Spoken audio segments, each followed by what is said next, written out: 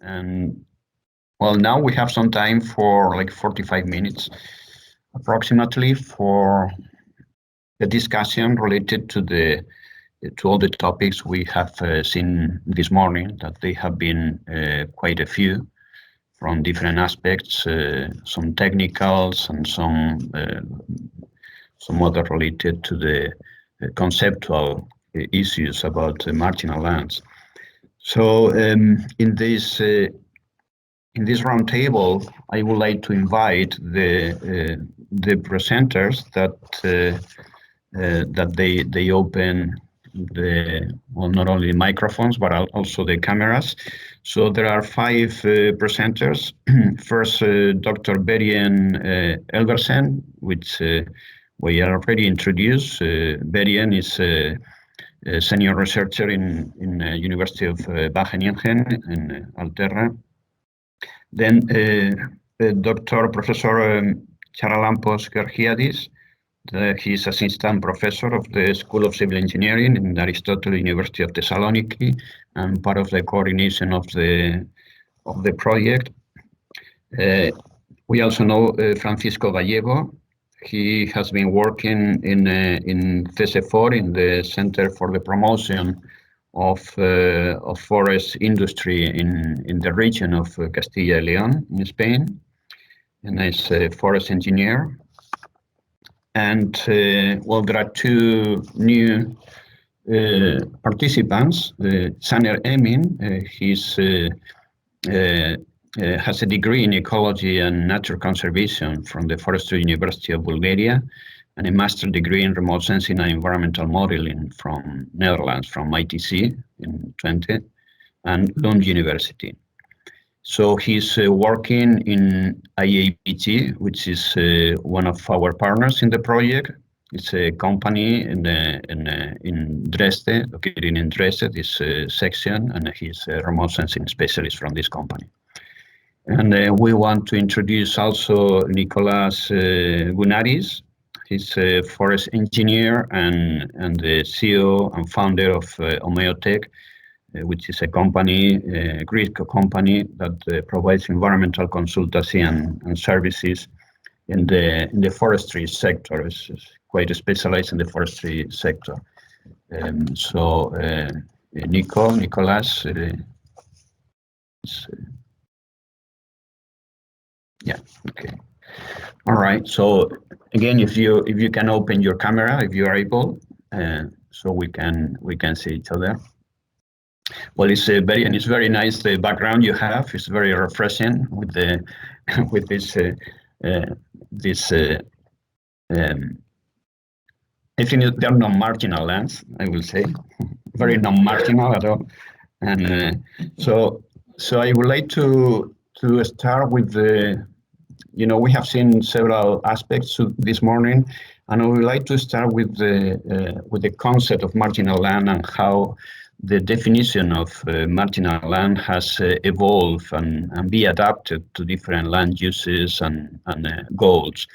So probably historically we have seen in very overlapping concepts that some of you mentioned this morning about abandonment and about unproductive, and so what is your perspective of the marginal land definition, and how do you think is evolving or consolidating somewhere in the European, at least in the European continent?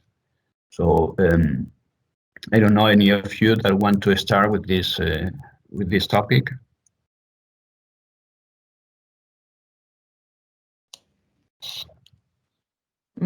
Yeah, I can start. Yes, well, I think as Dr.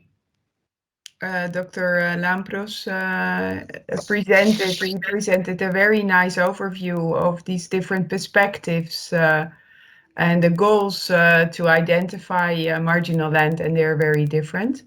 But if I speak from the field in which I work a lot, you see that is very much the industrial cropping options, so not really the forestry. And there you see that the RED 2, Renewable Energy Directive 2, is very clearly defining that marginal lands should be either abandoned or degraded if they are to be used for biomass production, for biofuels at least, and it's widening there also for different other purposes. So that would be the one development I would mention, and the other one is that you see this focus on areas of natural constraints in the agricultural land use at least. So from that perspective, I see this focus.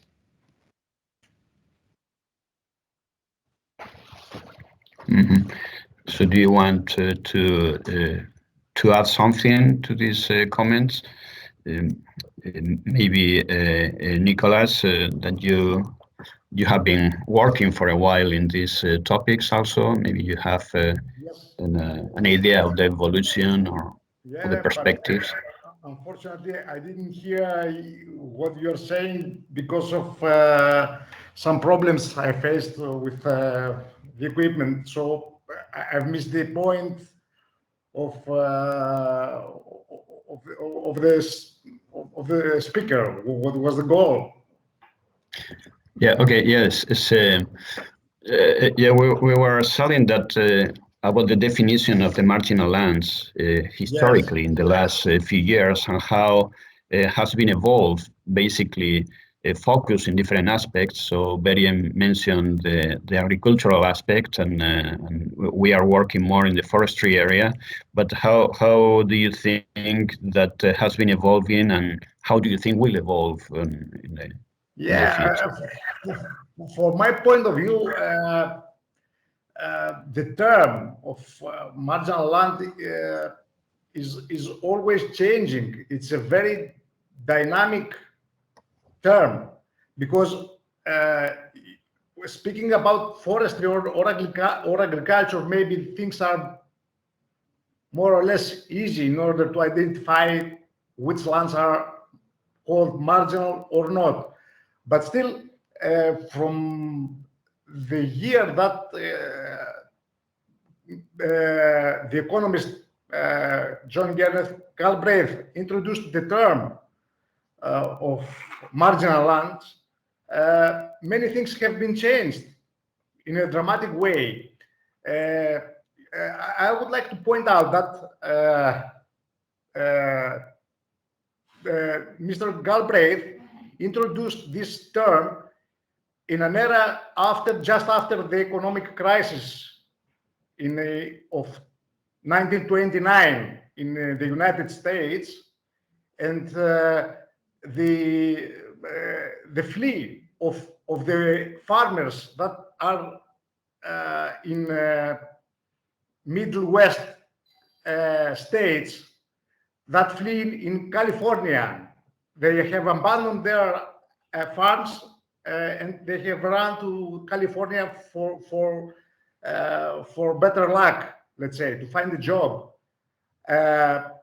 But this time has been passed, and actually many things have been changed since then. And of course, a way to validate if a land is marginal or is not marginal, maybe by evaluating the prices or the investment and the cost of investments in contrast with the revenues, it's a more static way. Okay, nowadays I've seen at least 3 projects here today speaking about the marginal lands and the way that we can identify them. Okay, all aspects, all approaches are interesting, but still I think that we are missing something, because the things are changing very fast in a tremendous way. So if we declare something as a marginal land today, it might not be after a couple of years, let's say, because the world is accelerating, and everything changes fast, very fast. Everything changes very fast. And also, I would like to stress that in an economic point of view, might be a land declared as marginal, but this land might have great biodiversity. So, okay, we have to have better examination of the values of biodiversity in order to assess the marginal lands. So there are other things that we have to examine in a better way, to fine-tune, let's say, in order to have a better understanding what is marginal or is not marginal. And finally, I would like to say that,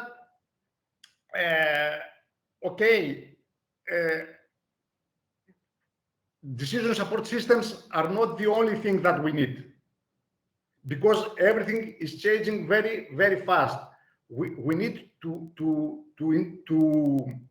introduce artificial intelligence in those decision support systems in order to facilitate the examination of what is marginal and what is not marginal, because the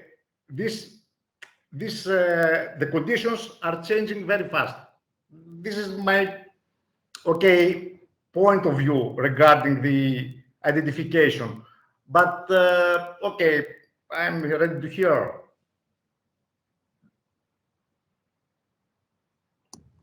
Yes, yeah, thank you for pointing that. Maybe Francisco, I don't know if Francisco is there or not. We cannot see him. Okay. You mentioned in your presentation about the, in particular in Castilla and León, the region of Spain, there is a high amount of marginal lands. So what is the perspective that you have there? What is the focus of marginal lands that you have in this region? For just to put an example from Spain, which is one of the countries that more marginal lands have in Spain, in Europe. Okay, thank you. In our case, as our expertise is in the forest sector, we have focused on this way, in a forest vision way, we could say.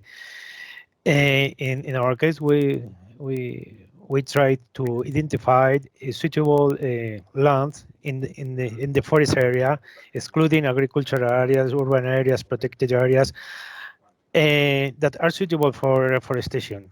So, for me, as I said before, in the end, and I agree with the previous speakers, in the end, it's a goal-oriented definition. It's not a fixed definition. It depends on what are you doing or what you want to do.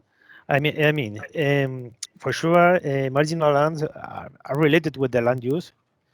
I think it's clear that you think in mind that it's something that is unproductive. Unproductive, but in what way? We have a economical way of thinking, or environmental way of thinking, and so on. Then we have also soil constraints that we have to take into account also. In our case, what we did was first focused only on the forest areas, and then as our goal was to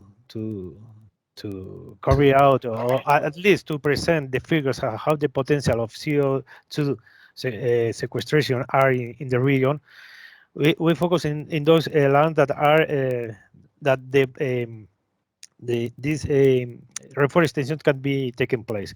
We exclude also some protected areas for environmental issues. Also, some topological constraints where any plantation, any reforestation can thrive, like for altitude, slopes, or wherever. And in the end, is looking for the suitable lands. And for sure, in our case, also we use the land cover because we were looking for with the forested areas. So it's a mix of, but always looking for your own goal. For us was to quantify this potential. So through afforestation, through new forests. So taking into account that this is the final objective, you can. And for sure, you are not replacing one activity to another. This is maybe the thing that you have to take into account.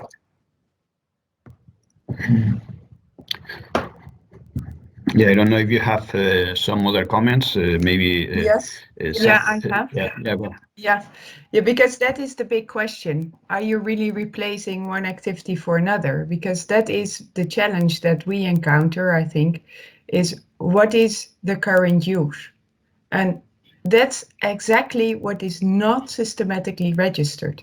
And we don't understand it.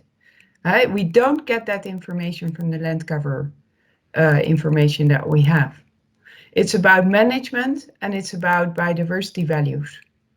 And these two things are very difficult to understand and to map precisely. And there is our challenge. And I think it's not about, you can put a forest on agricultural land if the agricultural land is not used, and it will help to restore biodiversity. What type of biodiversity is also very much the question.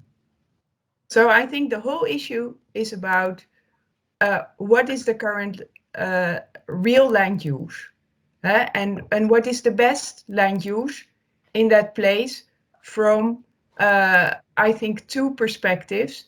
One is carbon sequestration above and below ground, and improvement of our biodiversity.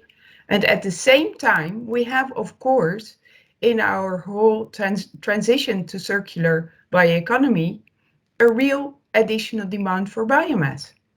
Because we don't want to capture carbon only on the land, but we also want to decarbonize many economies. And that's what we are aiming for, and that's the perspective that we need to take when looking at marginal lands. Yeah, so a kind of balance between the final goals to make it more sustainable. And also, I imagine the perspective for Central Europe is very different to the one that we may have in the southern countries. So I don't know, Saner, if you have any comment, because in Germany, when we were trying to get marginal lands examples, was very difficult because of the differences we have there. But still, there is another handicap also. Speaking about what Dr. Elbersen already said, okay, speaking about the carbon, okay, we have prices. Speaking about the production of farming land or from forests, okay, we have prices. Okay, for biodiversity, what are the prices? In order to have the services in line, in order to make a comparison and assessment in using the same values, let's say. Because what's the value of biodiversity? Who can say it worth €1, 10 euros on 1,000 euros? So this is another question and debate. We should put all the services, all kinds of services in the same baseline. And this is not done yet. It's a challenge. Yeah, if I may join the discussion with the German perspective, as Luis just mentioned, that we saw quite considerable differences between marginal lands in Central Europe and Southern Europe. And in fact, in Germany, the main land use, the main marginal lands were those from after restoration of former mining sites, for example, where you have a relatively low soil cover, and they are typically reforested and left to grow, and indeed they have this biodiversity or let's say general ecosystem services, and sometimes it's difficult to monetize those type of services. Another very often what we saw in Germany is another type of areas which are marginal are areas around infrastructure development, like highways, road networks, or other industrial areas. And typically those areas, the German government already puts under some kind of natural protection as natural conservation sites or small recreational or conservation sites. So so the German government is indeed trying to put those into some type of biodiversity conservation status. And so, yeah, this is our observation how the government. But yeah, I agree that now with the carbon trading being more and more relevant, I believe other ecosystem services or monetizing or finding a way to monetize to account for different ecosystem services like erosion protection or water protection must be found. Yeah, yeah, exactly. So actually the natural conservation areas are very different from each country. So the policies that are available. I mean, we are in the same umbrella of the European Union, but that's true that the consideration for a land to be a natural area which is protected is different. So, and we will exclude that from marginal land. So in that sense, so Francisco talked about the policies for the management of marginal land, and talk a little bit about the Green Deal. Do you think these policies are sufficient in order to preserve the areas and combine the biodiversity with the production of these lands? So, what are the main lacks that you find from the point of view of the government's administrations?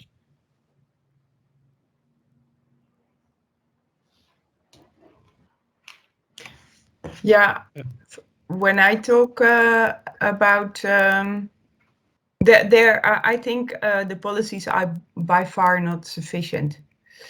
I think that the reason is, and actually we're doing the same in these different projects, we're looking at separate sectors actually.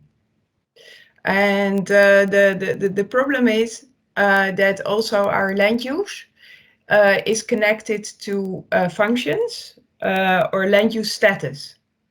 And according to that status, a policy applies, usually. So in the case of agricultural land, you often see that we have used a very broad spatial mask to define agricultural land. But if you look at the legal status of agricultural land, it's much smaller, narrower. Why? Because land, if it's not agriculturally used for a couple of years, it just disappears from policy, from agricultural statistics at least.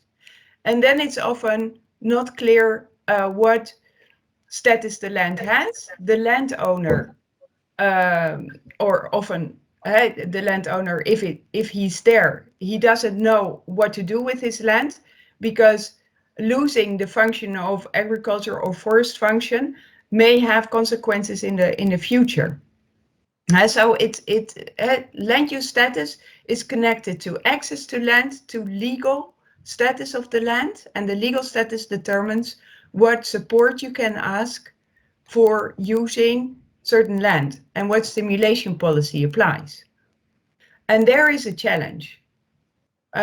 Because of that, a lot of land is just remains unused, and the owners or the people that have access to the land, if there's at all people having access to the land, they don't know exactly how to use it. And behind that is also indeed that they're not paid. Usually the thing that you do with the land should be rewarded by the market. What do you produce on it? But rewarding ecosystem services, biodiversity conservation, carbon capture is just not properly rewarded. So that is another reason, and that's all interconnected to the status of that land, access to the land, and policy. Yes, I agree with that, and for that, I think that a financial instrument is needed for. I know that in the EU forest strategy are included like a plan, a type of a scheme for ecosystem services payment, but it's only a plan. I think that also the Commission has encouraged the state members to include in the new strategy plans for the common agriculture policy that includes I think 40% of the funds has to be related with greenness policies or something like that, and they're trying to include more mechanisms for I'm speaking always sorry for that, for the forest sector, forest view, and trying to include that mechanism that maybe this scheme of our ecosystem services payment or others to be included in that for this period from 2023 to 2030. Because also the Commission has acknowledged that in the previous one, in the forest sector, undertook very low fundings of the CAP through the rural development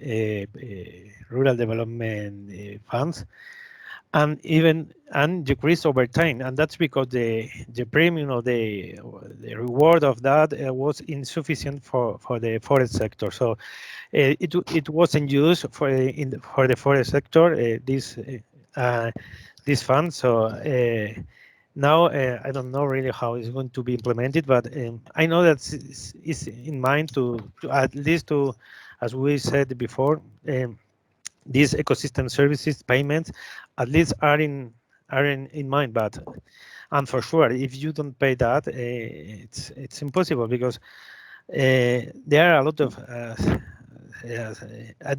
lands that are abandoned because they are not productive, and it doesn't make sense to invest money, for instance, in the management of a forest if you don't expect revenues for that.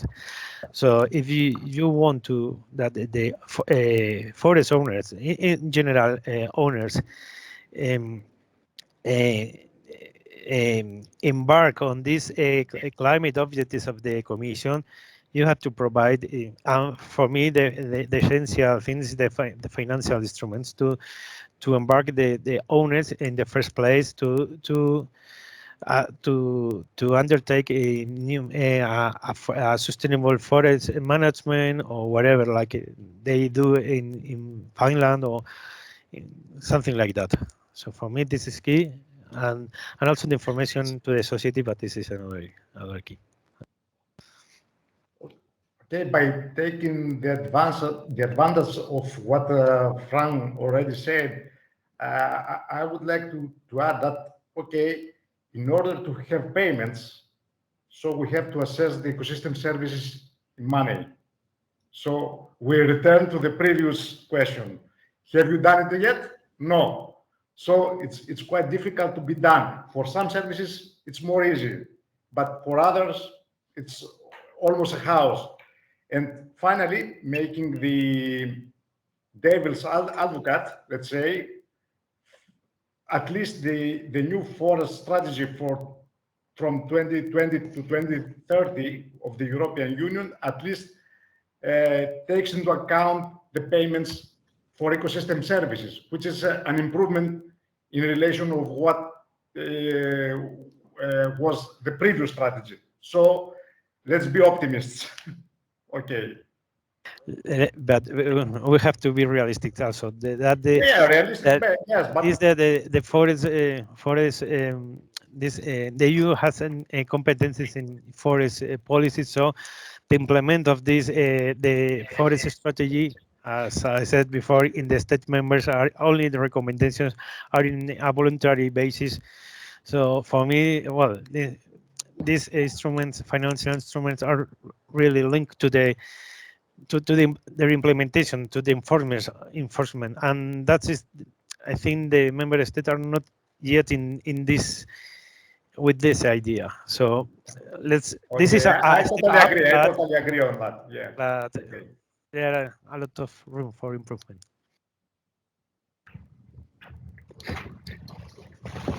Yes, So yeah, go ahead.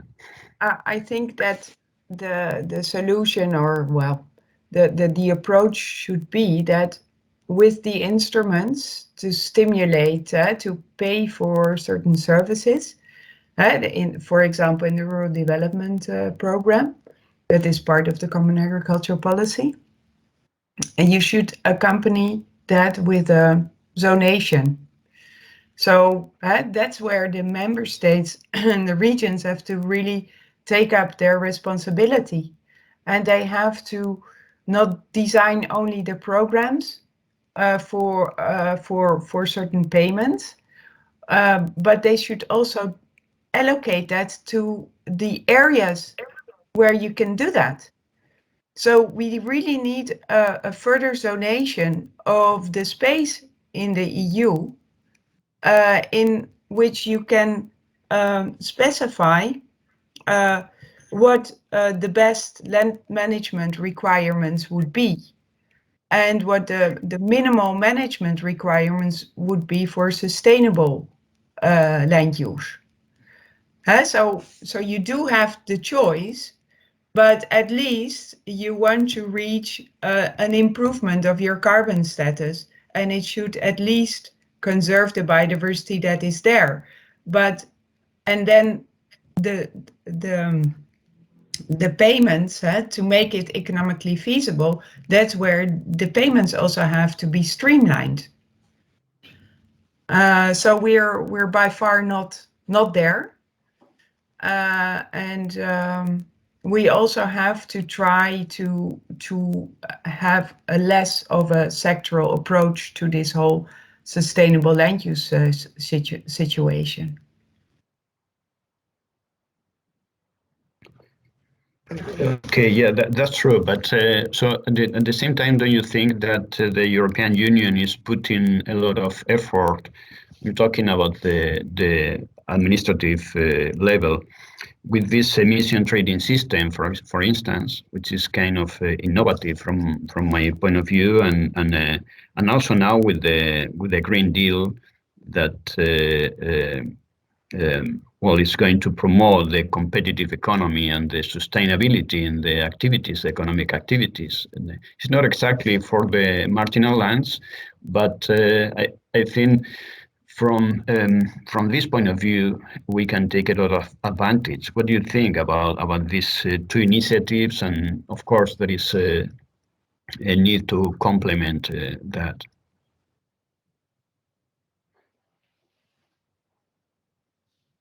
For me, yeah, well, at this moment, it's just simply not connected to our land use situation, to the LULUCF. And that's where the connection needs to be made. Like there is no connection between RED 2 and CAP policy or forest policy. There's no connection at all. It's all separate policies. And you have to reward for carbon capture, and the ETS system is not working at this moment in that way.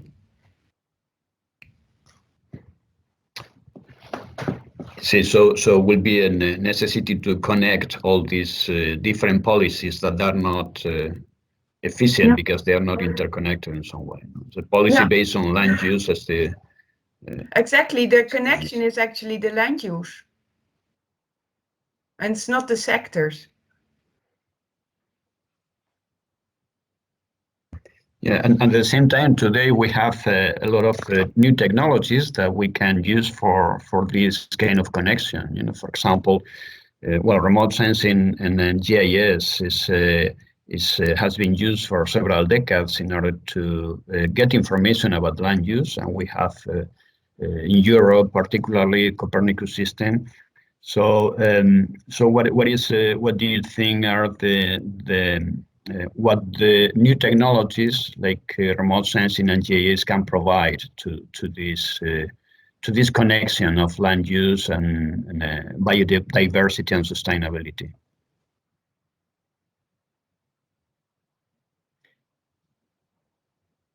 Well, Luis, what I think is that if we have a unified policy, because there are some issues that are trending now, so it's climate change and how we fight it, is how we decrease the carbon.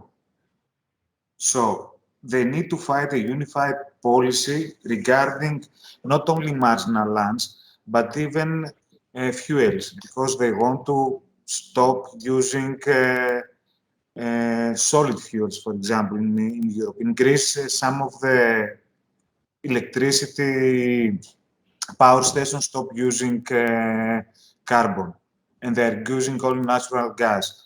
So they need to fight a policy of what they can use or they don't. Also, if we want to fight, let's say, carbon with carbon sinks on forests, there's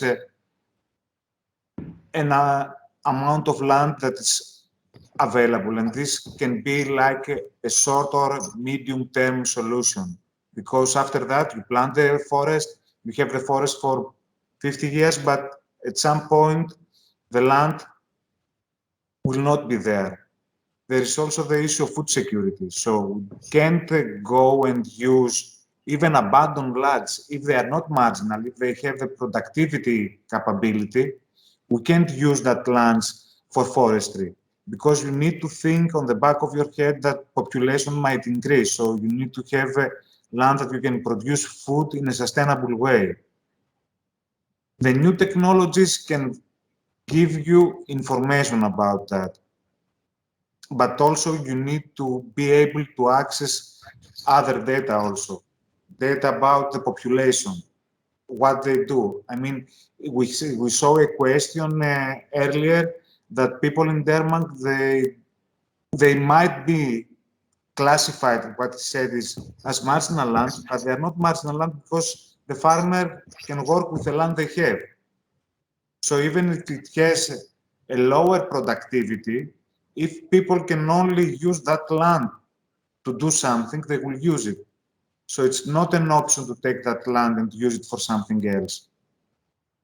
I mean, what we did in the MAIL project, for example, we try to find marginal land, but only for a physical, let's say, restraining condition. We didn't take into account the social conditions and the economic conditions, because one land might be marginal, but it might be near to a development area. So the land might have high price. So no one is going to consider using that land for biofuels, bioenergy, or forest if they can build a hotel, let's say, or if they can build a center.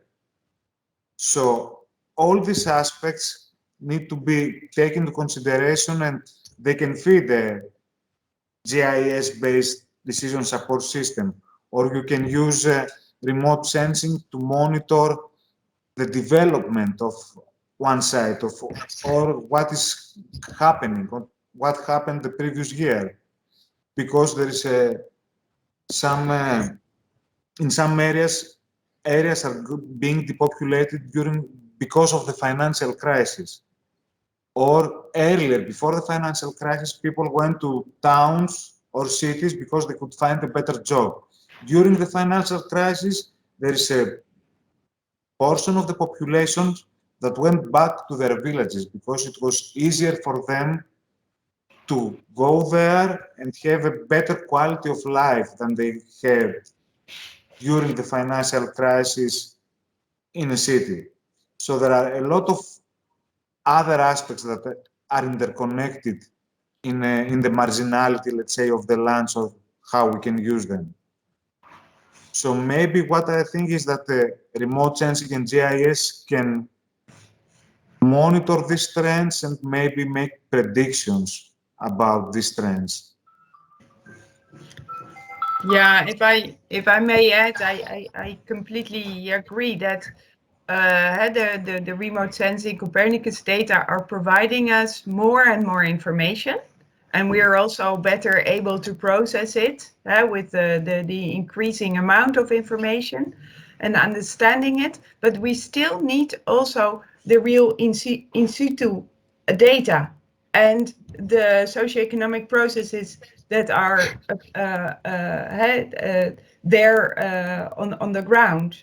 So it's not only, for example, in the case of identifying and what I presented, identifying unused lands, we used radar techniques. But to improve the interpretation of our results, we need real validation information. For example, we used land use parcel information, and land use parcel information is really good in Spain and accessible and open. So we could do the assessment, and we were really happy with the result. But we also tried it in Italy, and we simply did not get any access to the ELPIS data. And we know it's there, but it's just not shared.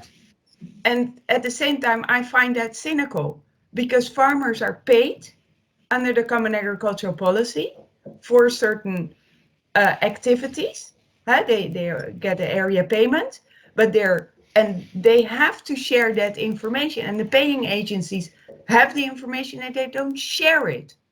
So it's also a matter of that technically, and also from the EU perspective, the data provision is actually well organized, but there is a lack of willingness at the level of national governments and regional governments. There's a lack of data sharing, and that is a really big problem. Mhm.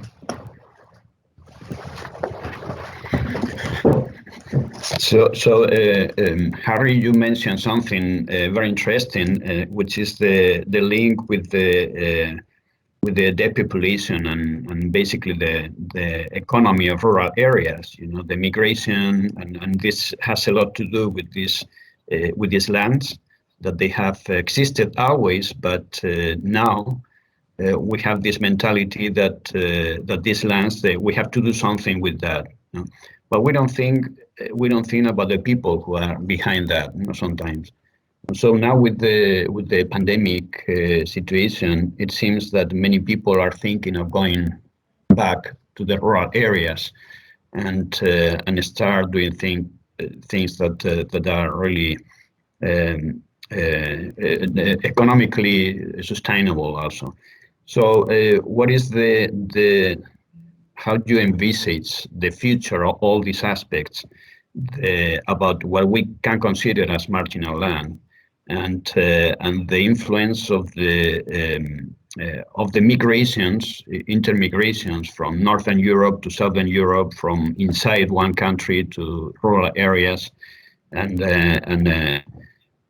the use, at the same time, the use of these marginal lands in terms of bioenergy, for example, biodiversity, or any other aspects. How do you see these links of the people who are behind that? I think I think this the European Green Deal, this change of mentality, probably also about the bioeconomy, opens an opportunity for rural areas for development. If we consider, if we can take that opportunity in the right way, we could be a a driver for development in these areas, because all the marginal lands, but also forest agriculture normally are in the areas that are affected normally for the depopulation process. That means that if we can, but this is also linked with the information to the society. When we can provide these good products, or the people are aware that that bioeconomy and their products can be a real alternative to the current products that come from the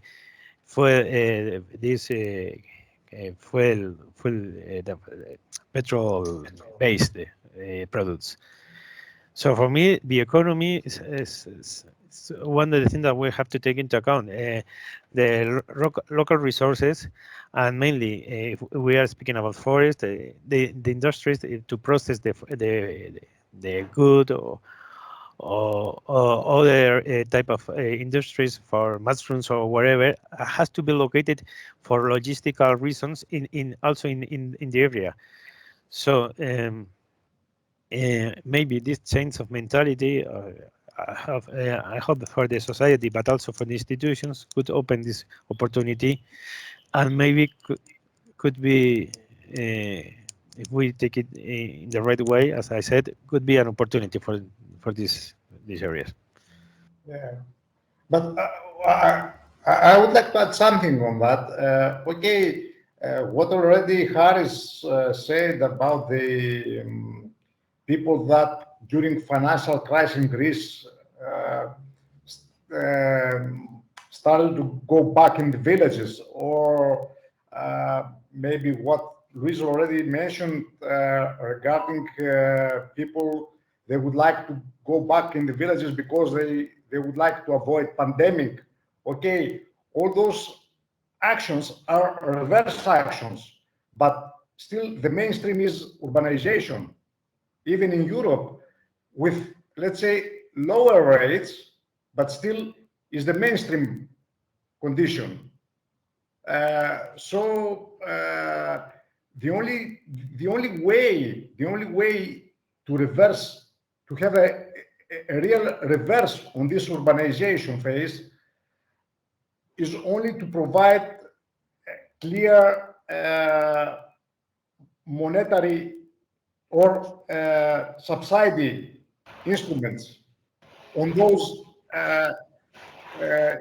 But this needs also to have a clear assessment of those services, and the money that the values that are behind those services. And of course, we have to provide incentives to people in order to follow this reverse, let's say, not action, reverse route to go back in the rural areas and use the marginal lands. Otherwise, for me, it's a lost game, let's say.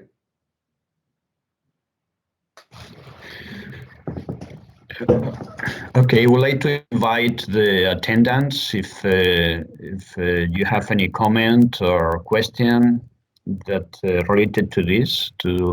We still have kind of 10 minutes, 5-10 minutes. So any comment that you want to say, to share?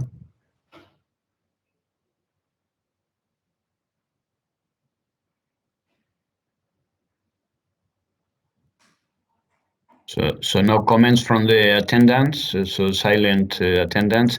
And in any case, do you want to add something to this discussion?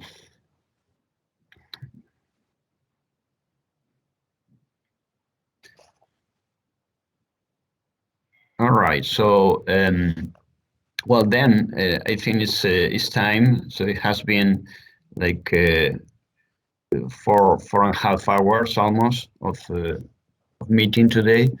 So for me, it has been very interesting. I learned quite a few things about the marginal lands. This is something relatively new. I was introduced in this project with this, so and it's very interesting what we can do. The technology can do about that. But as you say, as you mentioned, the policies, they may accompany the technology, otherwise it's useless. So well, I want to finish just saying thanks to any of you, the presenters, that they were very well and prepare an interesting presentations, and to the attendants also, the questions and your presence is important here, because this has a forum for discussion. So it's interesting to interact with other projects like Berien and EFI that were before here. And well, hopefully we can enhance this communication in next endeavors in the future. And well, in any case, you know where the people of the project and some other projects are. We have websites, and the information is usually put there. So I encourage everybody to have these kind of connections based on this workshop. So thank you. You know that tomorrow we have another session for those of you that want to be here. We will have the same link as today, exactly the same, and will be more focused on the presentation of the mock that we generate within the project, and that will be open for everybody at the beginning of next year. So well, from my side, that's it. Thanks everybody. Have a nice afternoon, and we'll see you tomorrow. Some of you at least. Okay, thank you. Bye. Thank you. Bye. Bye. Bye.